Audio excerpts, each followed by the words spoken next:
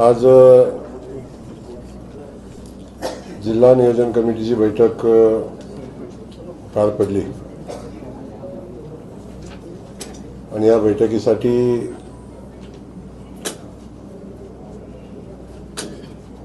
आपणही सगळेजण उपस्थित होता।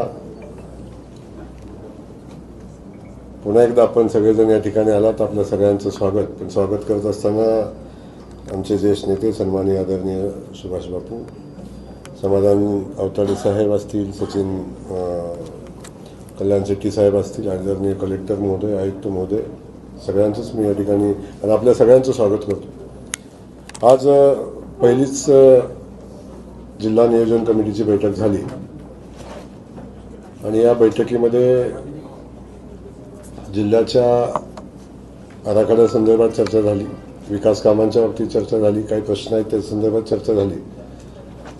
पण या बैठकीमध्ये साधारण जिल्ह्याचा जो आपला जिल्हा वार्षिक योजनेचा जो आराखडा आहे त्या आराखड्याला 861 कोटी रुपयाच्या आराखड्याला मान्यता आजच्या बैठकीमध्ये दिली। अनुसूचित जाती उपाययोजनेचा विषय आहे, त्याचा आराखडा साधारण 152 कोटी रुपयाचा त्यालाही मान्यता दिली आणि आदिवासी क्षेत्राबाहेरील उपाययोजना आहेत त्याला 5.44 कोटी रुपयाचा आराखडा आहे, त्यालाही मान्यता दिली। एकूण आराखडा 1019 कोटी रुपयाचा आराखडा याला आज जिल्हा नियोजन समितीच्या बैठकीमध्ये मान्यता देण्यात आली आणि या मान्यता देत असताना जिल्ह्याच्या सर्वांगीण विकासासंदर्भात अनेक लोकप्रतिनिधींनी आपले विषय मांडले, त्याची सारासार चर्चा झाली। कुठल्या विषयाला प्राधान्य दिलं पाहिजे याच्याही काही सूचना आलेल्या आहेत, त्याही सूचना आम्ही नोट केलेल्या आहेत।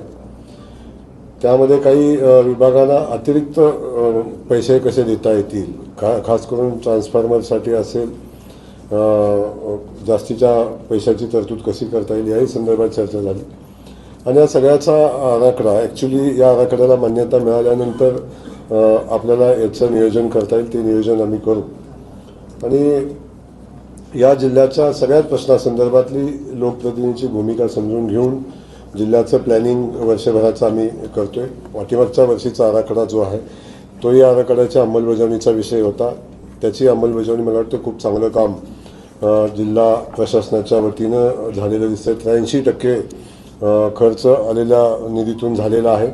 अतिरिक्त निधी आता उपलब्ध, आणखी निधी उपलब्ध झालेला 140 कोटीचं, त्याचंही नियोजन तयार आहे आणि बाकी जो आणखी काही निधी येणं आवश्यक आहे तोही मार्चच्या आधी येईल आणि प्रशासनाने तयारी ठेवलेली आहे की आलेला सगळा निधी मुदतीत खर्च करण्यासंदर्भातली आमच्या प्रशासनाची तयारी आहे, ते प्लॅनिंग प्रशासनानं करून ठेवलेलं आहे।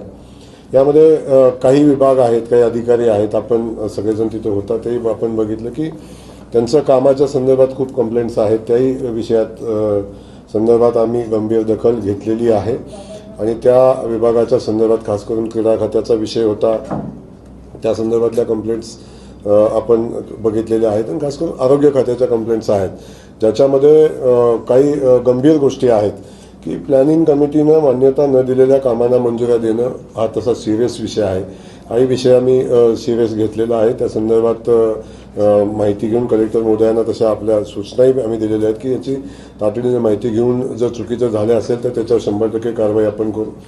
आणि हे सगळं होत असताना वाळूच्या बाबतीतला जो विषय आहे तो काही लोकप्रतिनिधींनी मांडला आणि माझी ठाम भूमिका आहे की कुठल्याही परिस्थितीमध्ये बेकायदेशीर वाळूच्या संदर्भातली भूमिका सहन केली जाणार नाही। संबंधित अधिकाऱ्यांच्या संमतीशिवाय हा वाळू उपसा होत नाही।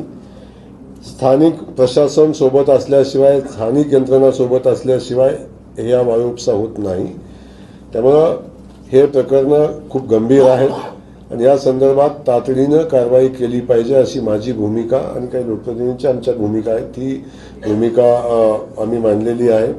आणि जर याच्यामध्ये कुणीही कारवाई करायला टाळाटाळ केली तर मी या जिल्ह्याचा पालकमंत्री म्हणून कुठल्याही परिस्थितीत ते सहन करणार नाही। आणि त्यांच्यावर कारवाई केली जाईल. याच्याबद्दल निश्चिंत आपण सगळ्यांनी राहावं. बाकी जे जे विषय शहराच्या विकासासंदर्भातले आहेत आणि जनरली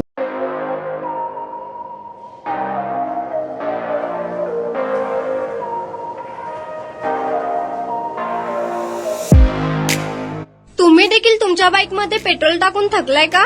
मग चिंता का करताय? लुनिया ईव्ही हब घेऊन आले आहेत तुमच्यासाठी ई बाईक. सोलापुरातील ई बाईकचे भव्य शोरूम म्हणजे लुनिया ईव्ही हब. यांच्या येथे ई बाईक आणि स्पोर्ट्स बाईक उपलब्ध आहेत. मग वाट कसली पाहताय? आत्ताच भेट द्या लुनिया ईव्ही हबला आणि टेस्ट ड्राईव्हचा आनंद घ्या. आमचा पत्ता जोशी पेट्रोल पंपासमोर, जुळे, सोलापूर. Contact number 9309857930 7507886648.